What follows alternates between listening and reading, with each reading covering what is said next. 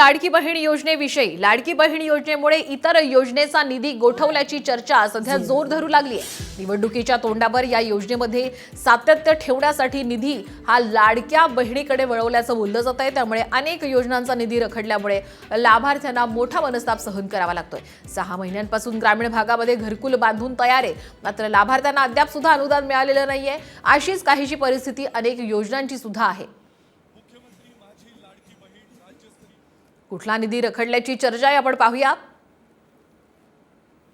6 महिन्यांपासून ग्रामीण भागामध्ये घरकुल बांधून तयार, मात्र अनुदान रखडलंय। मेडिकल महाविद्यालयाचं काम हे निधी अभावी सुद्धा रखडलेलं आहे। डीपीडीसीला मिळणारा निधी मागील काही महिन्यांपासून ठप्प आहे। ग्रामस्तरावर निधी न मिळाल्यामुळे योजनाही ठप्प झाली आहे।